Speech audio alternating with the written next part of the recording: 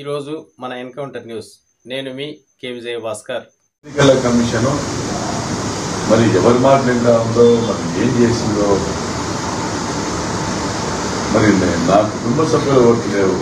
లోక్సభలో ఇవి పుట్టి వైఎస్ఆర్ ఫేవర్డ్ పోలింగ్ స్టేషన్స్ అంటే అక్కడ వైఎస్ఆర్ ఫేవర్డ్ ఓట్స్ తొలగించినారు. ప్రత్యేకంగా మైనారిటీస్ ఓట్లు తొలగించినారు. వైఎస్ఆర్ కాంగ్రెస్ పార్టీ సాంఘిక ఓట్లు తొలగించినారు.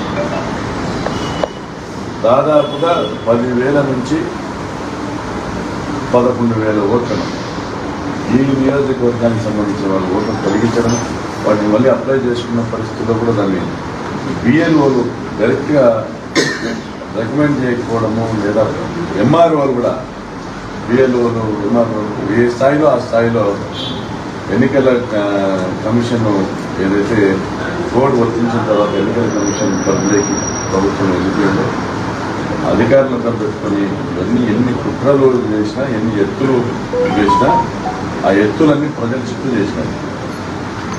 మహా అయితే మా మెజారిటీ 10,000 తగ్గించుండొచ్చు, కానీ 50,000 వస్తుంది అనుకున్న మెజారిటీ 40,000 వచ్చి 30,000కైతే తగ్గినటువంటి పరిస్థితి లేదు. గతంలో వచ్చిన మెజారిటీ కంటే తక్కువ వచ్చేటువంటి పరిస్థితి లేదు.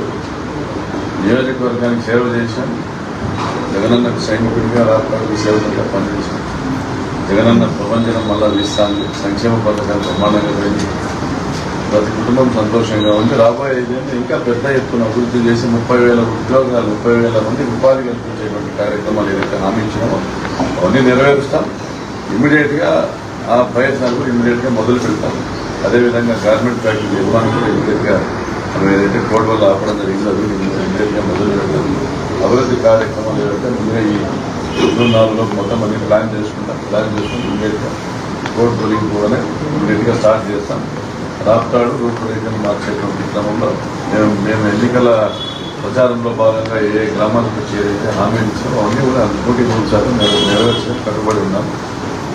తప్పనిసరిగా రాప్తాడు ప్రజల గలము అసెంబ్లీలో వినిపించబోతున్నాం. మరోసారి అందరికీ కృతజ్ఞతలు, ధన్యవాదాలు. మీడియా మిత్రులకు, పోలీసులకు, అనధికారులకు, వైఎస్ఆర్ కాంగ్రెస్ పార్టీ కార్యకర్తలకు, నాయకులకు అందరికీ కూడా ధన్యవాదాలు, కృతజ్ఞతలు తెలియజేస్తాను. ఆ జన్మతో ఉన్నపడి ఉంటాను. సార్ ఒక్కరికి కూడా నిజాయితీగా పనిచేస్తాను. ఇంకా పెద్ద ఎత్తున సేవా కార్యక్రమాలు, అభివృద్ధి కార్యక్రమాలు చేసేదానికి మళ్ళీ కూడా